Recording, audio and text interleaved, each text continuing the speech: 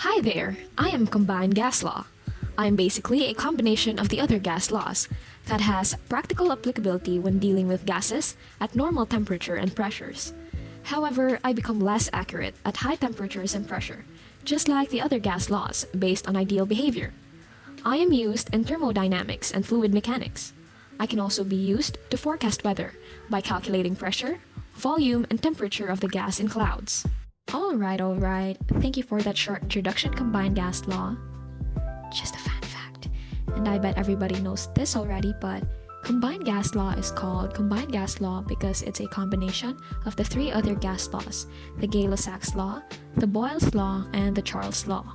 When using the combined gas law, we can use the formula P1 V1 over T1 is equivalent to P2 V2 over T2. And we can derive the formula from the other gas laws, starting with the Boyle's law, which shows the relationship between pressure and volume, which is denoted as P1 V1 is equivalent to P2 V2. Another is the Charles law, which shows the relationship between volume and temperature, denoted as V1 over T1 is equivalent to V2 over T2.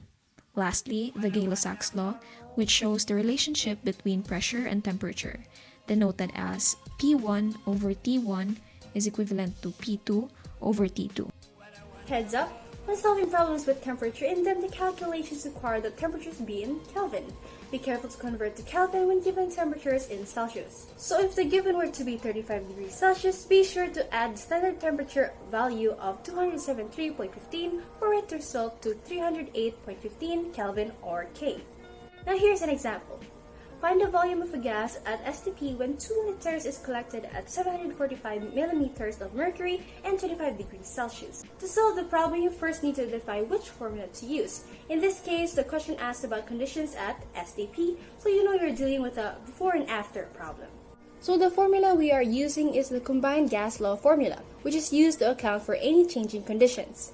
Next, you need to understand that STP refers to standard temperature and pressure, which is 273.15 Kelvin and 760 millimeters of mercury. And because the law works using absolute temperature, you need to convert 25 degrees Celsius to the Kelvin scale. This gives us 298.15 Kelvin. At this point, you can plug the values into the formula and solve for the unknown. A common mistake some people make when they're new to this kind of problem is confusing which numbers go together. It's good practice to identify the variables. In this case, they are P1 is 745 millimeters of mercury, V1 is 2 liters, T1 is 298.15 Kelvin, while P2 is 760 millimeters of mercury, V2 is the unknown we're solving for, and T2 is 273.15 Kelvin.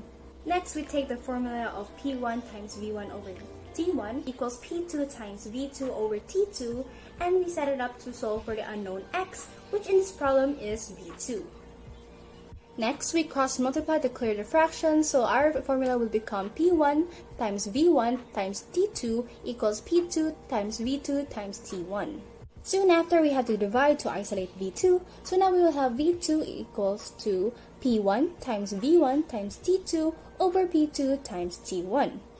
Next, we have to plug in the numbers and solve for V2. So just plug in the values and we will get the final answer of V2 equals 1.796 liters, round off by its 10th place, and we will get V2 equals 1.80 liters. So the volume of gas at STP when 2 liters is collected at 745 millimeters of mercury and 25 degrees Celsius is 1.80 liters.